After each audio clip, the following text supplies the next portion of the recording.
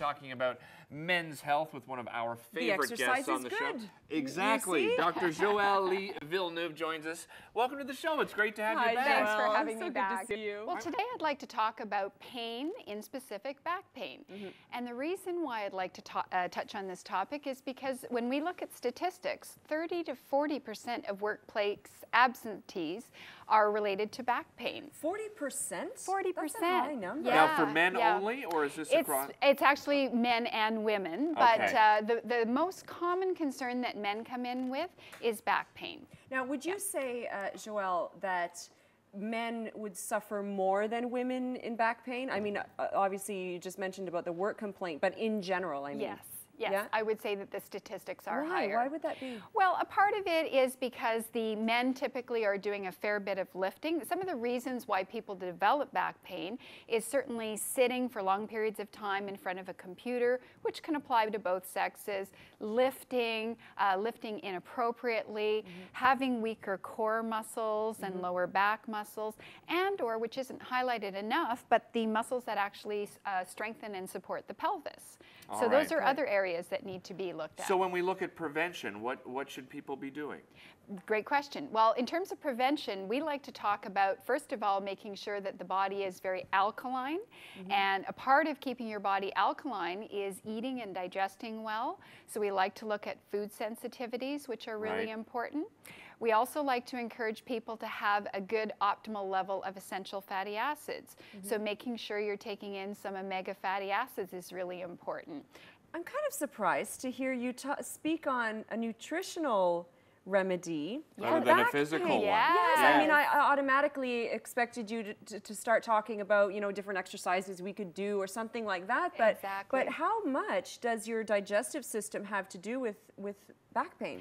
That's important because really, again, what we want to highlight is health connections. And once people understand the physiology, then they understand, why do I need to take this supplement or do this?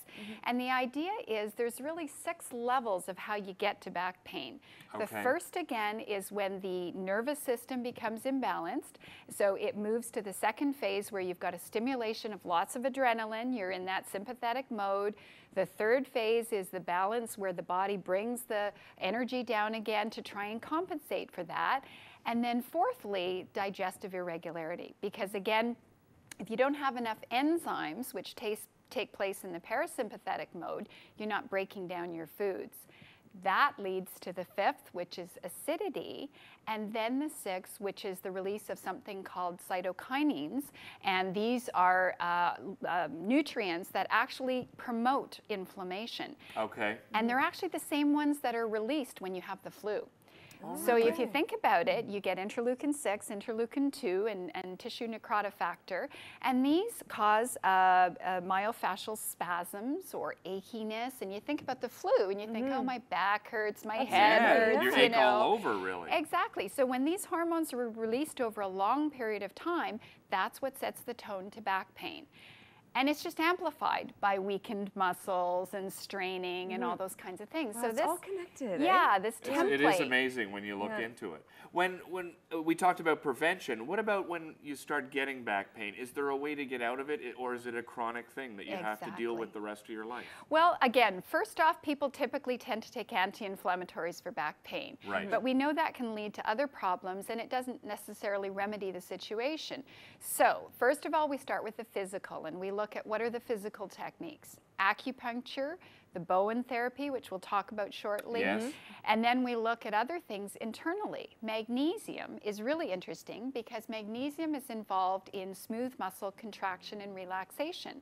So research shows by the supplement use of magnesium, you can actually reduce and influence back pain by up to 50 to some studies show up to 90%. Wow. So that's really significant. Taken like as a separate supplement from a multivitamin or whatever? Exactly. Okay. There's another interesting research project where vitamin D was assayed, and what they did is looked at people who were experiencing back pain, 150 people, the University of Minnesota, and what they found is they found a vast majority of them, up to 80-some%, were actually deficient in vitamin D.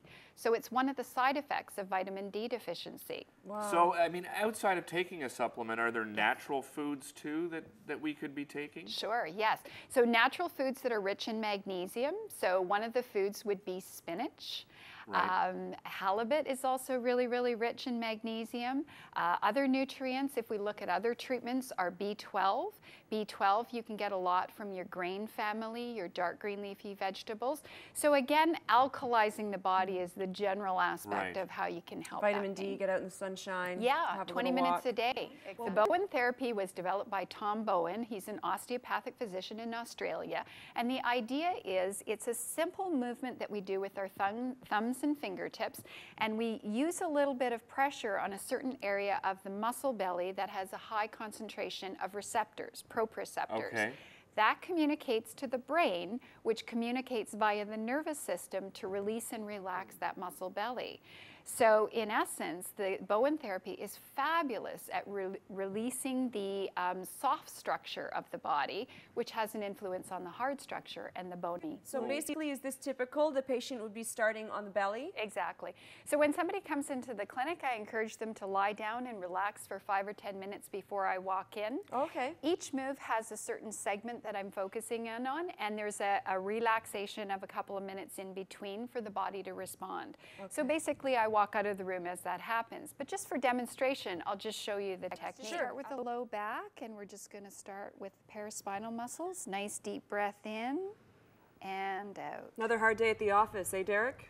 Yeah. Yeah, these muscles are really tight. Really?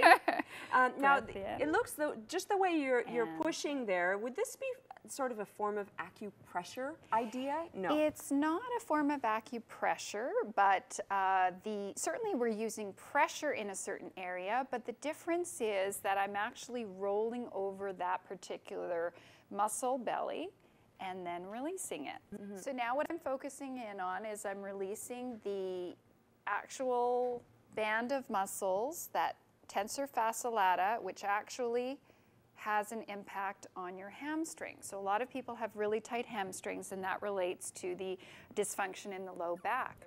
So typically I'd walk out, but just So you would get just do started. those areas those areas, and then I'd walk out and come back to in. just let him relax? Is that the idea? The idea is that we want to elicit a message to the body and allow the body to respond to the message. Okay. And then we focus on another area. So these moves right here are called basic relaxation 1, 2, and 3. And they're opening moves that I would use to assess the whole body. I feel those too. I was going to say, I Those hope are the camera can very pick tight. this up, because boy, oh boy, you are really digging in there. Yeah. So typically what I recommend is if somebody's in acute pain, we start with a series of 1 treatment a week for 3 weeks. And then I recommend a maintenance of once every 4 weeks. And the wonderful thing about Bowen is I was actually introduced to the Bowen technique when I was pregnant. And I was having a lot of difficulties with my sacroiliac joint and low back discomfort. And I had 1 and 2 treatments, and I was 70% better already. Is that right? So generally, treatments are anywhere from 30 to 40 minutes. And this is the basic move. And then I can focus more specifically on the hamstrings, on the knee. If you're able to flip yourself over. Okay. Got your microphone there? I've got Yep, it. great. Then I go back to the knees and just open that area up. Nice deep breath in and out. Okay. Now, what about, you mentioned as well, some of the other therapies that people could try for back pain is, of course, acupuncture. Yes. Now, would you recommend one over the other, Joelle? It depends on whether a person is more in an acute phase. Acupuncture is excellent at a very quick release and response. And also some people are a little hesitant about needles, so that's where I move more to the Bowen therapy. Okay. And so either or technique is very effective, actually. Basically what they can do is visit us at optihealth.ca or call us at 829-7100.